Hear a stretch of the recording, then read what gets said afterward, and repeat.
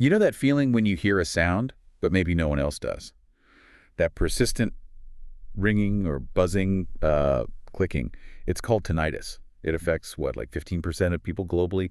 It can really impact mental health. And, well, frustratingly, there's no cure yet.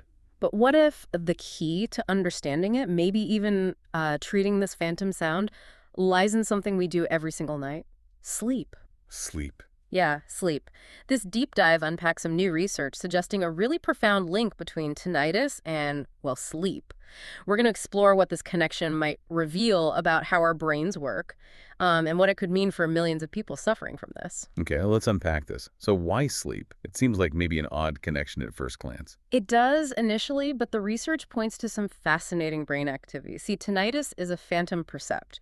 Your brain makes you hear something that isn't actually there. Right, like a hallucination, but auditory. Exactly. Most people only experience phantom perceptions like that in dreams while asleep, but with tinnitus, it's happening when you're wide awake. And what's fascinating here is that tinnitus seems to alter specific brain activity. It makes certain areas, especially those involved in hearing, potentially overactive. Okay. And guess what? When we sleep, these same brain areas also change their activity patterns quite dramatically. Huh? Our recent review actually identified shared brain mechanisms, things happening in the brain that underlie both tinnitus and sleep. Shared mechanisms. Okay. So it raises this really important question.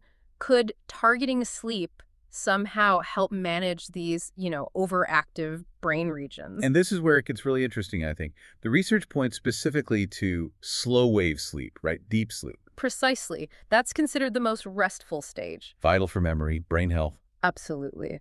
During deep sleep, our brain activity moves in these distinctive big waves, activating large areas, letting neurons recover. But tinnitus patients often have disturbed sleep, less deep sleep. So how does that fit? That's the surprising twist. While it's true they often get less deep sleep, the research suggests that during the deepest sleep they do get, that very slow wave activity might actually suppress the tinnitus. Suppress it. How? Well, there are a couple of ideas. Maybe the strong synchronized drive for neurons to enter that slow wave state, especially in those overactive hearing regions, just kind of overrides or quiets the phantom sound. Or perhaps the slow wave activity interferes with the communication between brain areas, stopping those hyperactive regions from, well, disturbing the rest of the brain. Okay, so if deep sleep can suppress tinnitus, even just temporarily, what does this mean practically for someone experiencing it? It really opens up a new avenue for thinking about interventions.